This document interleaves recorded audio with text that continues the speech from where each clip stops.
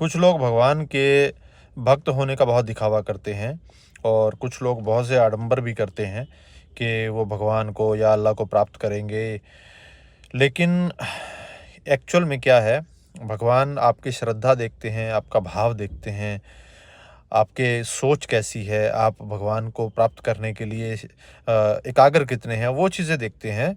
और बहुत से लोग हैं जो वो दिखावा करने से ही फुर्सत नहीं है उनको, जहाँ जाएँगे दिखाएँगे कि हम ये कर रहे हैं, हम वो कर रहे हैं, सोशल मीडिया पे शो करेंगे। लेकिन भगवान भाव के भूखे होते हैं, आप किस पद्धति से फ़ॉलो करते हो इससे उनको कोई मतलब नहीं होता है। आप क्या बोल रहे हो, क्या मंत्र पढ़ रहे हो, इससे उनको मतलब नहीं होता है। उनको मतलब होता है कि आपके मन में भगवान को प्राप्त करने का भाव कैसा है।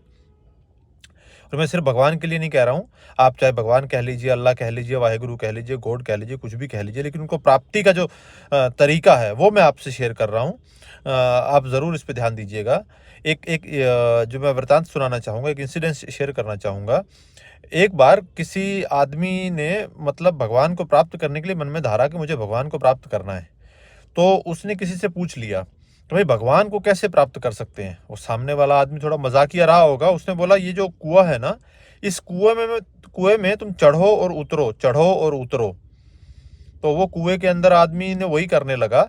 आदमी कुएं के अंदर उतरता रहा, चढ़ता रहा, कुएं के अंदर गया, बाहर आया, अंदर गया, बाहर आया, वो उतरता रहा, चढ़ता रहा, कुएं के अंदर बाहर वही वही करता रहा। वो करता ही रहा, वो आदमी निरंतर वही काम करता रहा, क्योंकि उसको ये था कि मैं ये काम करूंगा तो मुझे भगवान मिल जाएंगे।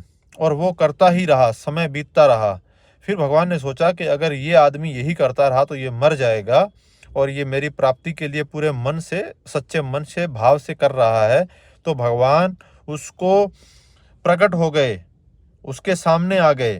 तो इस चीज़ से ये समझ में आती है कि आप कौन सा नाम जप रहे हो उससे मतलब नहीं है, आप कौन सी प्रक्रिया कर रहे हो उससे मतलब नहीं है, कौन सा पंथ फॉलो कर रहे हो उससे मतलब नहीं है।